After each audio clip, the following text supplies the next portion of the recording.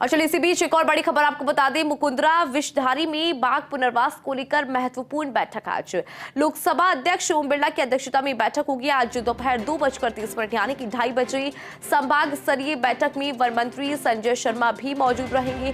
कोटा संभाग में किए जा रहे वन विकास कार्यों की समीक्षा आज होगी। कोटा संभाग में वन सुरक्षा से संबंधित बिंदुओं पर भी चर्चा की जाएगी। आपको जानकारी दे दें कि अभेड़ा से मुकुंदरा 2 बाघ शावकों की शिफ्टिंग, रणथंभौर से बागिन की शिफ्टिंग पर चर्चा होनी है। रामगढ़ विषधारी में एक बागिन लाने को रूट शुरू किए जाने पर चर्चा की जाएगी। और इसके अलावा देखिए, कोटा में नए एयरपोर्ट के संबंध में वन भूमि प्रत्यावर्तन के प्रस्ताव पर भी चर्चा होगी।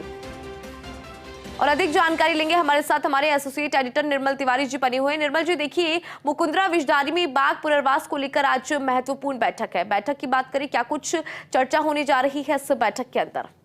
सुप्रभात इंदु। देखिए, बहुत बड़ी बात है कि लोकसभा अध्यक्ष ओम बिरला खुद आज इस बैठक की अध्यक्षता करेंगे। दोपहर 2:30 बजे ये बैठक कोटा के अंदर शुरू होगी और इसमें वन एवं पर्यावरण मंत्री संजय शर्मा भी मौजूद रहेंगे। खास बात यह है कि कोटा प्रदेश का एकमात्र ऐसा संभाग है जिसमें 2 टाइगर रिजर्व है, यानी मुकुंदरा टाइगर रिजर्व जो कि प्रदेश का तीसरा टाइगर रिजर्व था, और रामगढ़ विषधारी जो टाइगर रिजर्व है जो कि प्रदेश का चौथा टाइगर रिजर्व था। 2 टाइगर रिजर्व कोटा संभाग में, और दोनों को लेकर ही एक महत्वपूर्ण बात यह है कि मुकुंदरा में बाघों का पुनर्वास बहुत जरूरी है। वहां पर अभी एक बाघ बाघिन का जोड़ा है और जल्दी ही वहां पर जो अभेड़ा के अंदर जो 2 बाघ शावक है उनकी भी वहां रिवाइल्डिंग की जानी है, और साथ ही साथ एक बाघिन की शिफ्टिंग की बात है जो रणथंभौर से मुकुंदरा ले जाई जाएगी। इसके अलावा रामगढ़ विषधारी जो प्रदेश का बहुत तेजी से उभरता हुआ टाइगर रिजर्व है, वहां पर किस तरह की सुविधा हो, और वहां पर भी एक बाघिन की शिफ्टिंग की बात है जो रणथंभौर के नॉन टूरिज्म जोन से जाएगी। उन सबको लेकर के आज चर्चा होगी। और खास बात यह भी है इसके अंदर कि देखिए, चूंकि ओम बिरला खुद कोटा से हैं और निश्चित तौर पर कोटा संभाग में वन और वन्यजीव विकास को लेकर सदैव हमेशा से वो संवेदनशील रहे हैं। यही कारण है कि आज खुद बैठक की अध्यक्षता कर रहे हैं, जिसमें मंत्री भी मौजूद रहेंगे। तमाम जो अधिकारी हैं वन विभाग के वो उसके अंदर मौजूद रहेंगे। कोटा में जो नया एयरपोर्ट बनना है उसमें वन भूमि का डायवर्जन जो प्रत्यावर्तन के प्रस्ताव है उस पर चर्चा की जानी है। रामगढ़ विषधारी टाइगर रिजर्व चूंकि बन चुका है, लेकिन एक ही अभी बफर रूट शुरू है, दूसरा बफर रूट शुरू और एक कोर रूट शुरू होता है कि वहां पर जो टाइगर टूरिज्म है वो और तेजी से डेवलप हो, उसको लेकर के आज इस बैठक के अंदर चर्चा होनी है। उसके साथ साथ कोटा संभाग के अंदर जो वन सुरक्षा से संबंधित तमाम जो प्रस्ताव है, जो बिंदु हैं, उन पर सिलसिलेवार चर्चा होगी, और कोटा संभाग के अंदर ही वन विकास के जो कार्य हैं उनको लेकर के चर्चा होनी है।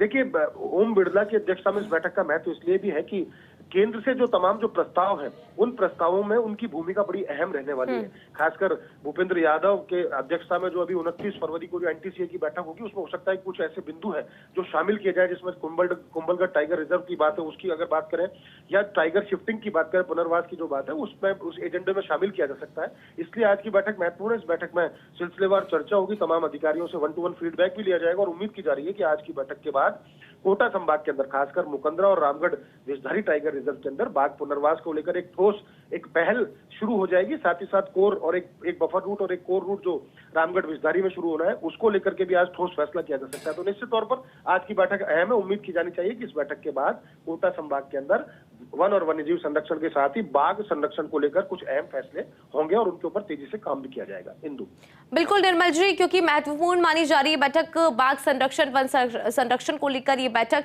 इसके अलावा वन सुरक्षा पर भी फोकस रहने वाला है, क्योंकि जो तमाम बिंदु है उन पर भी चर्चा होगी। इसको लेकर भी जरा जानकारी दीजिए निर्मल जी। देखिए इंदु, वन सुरक्षा इस मायने में भी कि वन भूमि पर अतिक्रमण ना हो और अतिक्रमण जो है एग्जिस्टिंग उसको हटाया जाए। साथ ही साथ वन भूमि पर जो अवैध खनन की जो घटनाएं होती है उनको किस तरह से रोका जाए, इन तमाम बिंदुओं पर वहां के जो सीसीएफ है रामकरण खैरवा उस बैठक में मौजूद रहेंगे।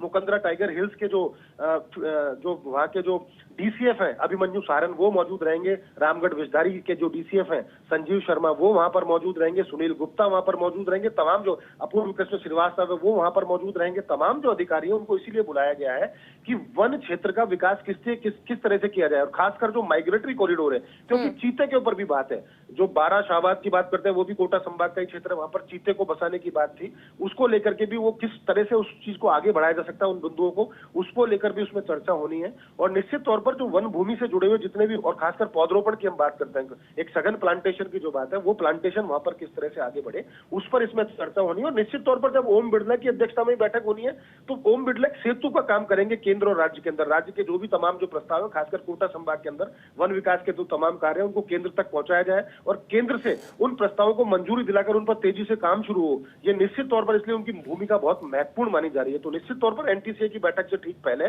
जो कि 29 फरवरी को बैठक होनी है, उसमें आज ये कोटा संभाग के संभागीय स्तरीय अधिकारियों की बैठक होना निश्चित तौर पर इसको एक अहम बैठक माना जा रहा है और इसमें जितने भी जो प्रस्ताव है उनकी झलक एनटीसीए की बैठक में भी देखने को मिलेगी और साथ साथ भविष्य में जो कोटा संभाग के अंदर वन और वन्य जीव संरक्षण के जो काम होने हैं, जो विकास के काम होने हैं, उनका एक रोड मैप आज की बैठक में तैयार हो जाएगा। इंदु, बिल्कुल निर्मल जी, 2:30 बजे जो है बैठक का समय रखा गया है और कब तक बैठक चलेगी, इसको लेकर कोई जानकारी?